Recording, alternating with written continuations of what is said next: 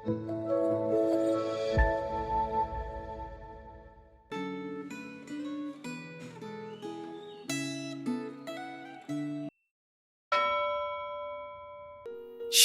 Bapak Ibu Saudara, hari ini firman Tuhan berjudul Doa Kristus yang Membesarkan Hati. Sebelum kita mendengarkan firman Tuhan, mari kita berdoa. Kami bersyukur ya Tuhan bahwa firman-Mu tetap menjadi bagian dalam kehidupan kami. Terus bisa kami dengarkan, kami baca dan kami renungkan. Saat ini berbicaralah kepada setiap kami ya Tuhan, biarlah Roh Kudus yang menyatakan apa yang jadi isi hati Tuhan. Terima kasih, dalam nama Tuhan Yesus kami berdoa. Amin. Hari ini firman Tuhan diambil dari Yohanes pasal yang ke-17. Saya akan membacakan ayat yang pertama sampai ayat yang ketiga, dan saya berharap Bapak Ibu Saudara bisa membacanya secara penuh sampai ayat 26 dalam perenungan pribadi. Demikianlah kata Yesus, lalu ia mengadah ke langit dan berkata, Bapa, telah tiba saatnya, permuliakanlah anakmu, supaya anakmu mempermuliakan engkau. Sama seperti engkau telah memberikan kepadanya kuasa atas segala yang hidup, demikian pula ia akan memberikan hidup yang kekal kepada semua yang telah engkau berikan kepadanya. Inilah hidup yang kekal itu, yaitu bahwa mereka mengenal Engkau satu-satunya Allah yang benar dan mengenal Yesus Kristus yang telah Engkau utus. Sedemikian jauh bacaan firman Tuhan. Sebelum mengakhiri pelayanannya secara fisik di bumi dan menuju klimaks pelayanan berupa kematian di kayu salib, Yesus Kristus berdoa bagi para murid-Nya. Hal ini memperlihatkan bahwa doa adalah bagian yang sangat penting dalam pelayanan Yesus Kristus. Doa Tuhan Yesus mengajarkan beberapa hal yang sangat penting untuk kita perhatikan. Pertama, memperoleh hidup yang kekal, berarti menjalin relasi dengan Allah Bapa dan dengan Yesus Kristus. Kita tidak bisa mengeklaim bahwa kita telah memiliki hidup yang kekal bila cara hidup kita tidak memperlihatkan adanya relasi dengan Allah. Relasi dengan Allah perlu untuk terus-menerus ditumbuhkan seumur hidup kita. Oleh karena itu, relasi kita dengan Allah seharusnya makin lama makin erat.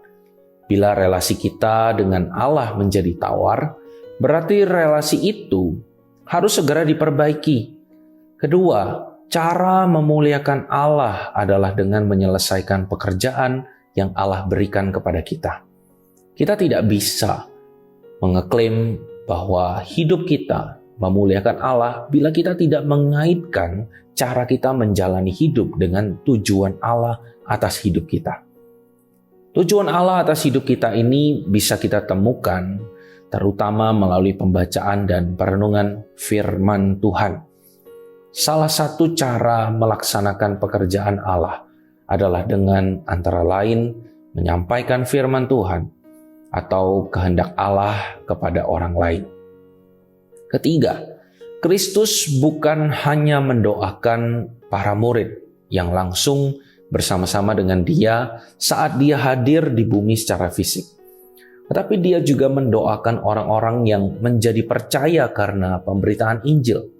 Ia berdoa agar orang-orang percaya bersatu dan menjalin relasi seperti relasi antara para murid dengan Allah dan Yesus Kristus.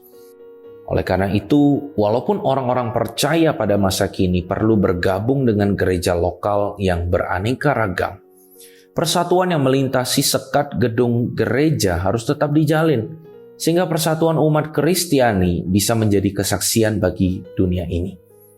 Apakah Anda telah memperoleh hidup yang kekal? Apakah Anda tetap tekun menjalin relasi dengan Allah? Apakah Anda memahami tujuan Allah atas hidup Anda? Apakah Anda terus bergumul untuk menentukan kehendak Allah bagi diri Anda? Apakah Anda sudah menyediakan waktu untuk melaksanakan salah satu kehendak Allah yang penting, yaitu berdoa? Anda bukan hanya perlu berdoa bagi diri Anda, tapi Anda juga perlu mendoakan gereja Anda, mendoakan permasalahan bangsa yang bisa disimak dari berita TV seperti bencana alam, dan mendoakan pelayanan misi untuk menjangkau mereka yang belum pernah mendengar berita Injil. Mari kita berdoa.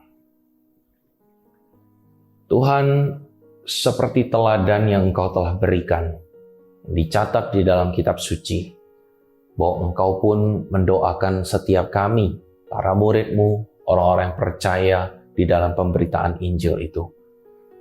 Kami bersyukur ya Tuhan bahwa doa-Mu pun itu menjadi satu contoh teladan hidup bagi kami. Bahwa hidup kami pun sebenarnya bisa juga dipakai oleh Tuhan melalui doa yang kami panjatkan.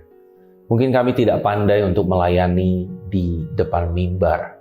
Mungkin kami tidak punya talenta-talenta khusus untuk bermain musik ataupun bernyanyi, ataupun berkhotbah. Tapi ya Tuhan, Engkau bisa memakai mulut bibir kami ketika kami berhadapan denganmu secara pribadi di dalam doa kami. Engkau yang bisa memakai setiap kami melalui doa yang kami panjatkan, turut ikut serta di dalam pekerjaan-pekerjaan kerajaan Allah. Sampai hari-hari kedatangan-Mu nanti ya Tuhan. Terima kasih banyak ya Tuhan. Tolong pakai setiap kami, bentuklah hati setiap kami juga. Di dalam nama Tuhan Yesus kami berdoa. Amin. Tuhan Yesus memberkati kita sekalian. Sampai jumpa di renungan kita selanjutnya.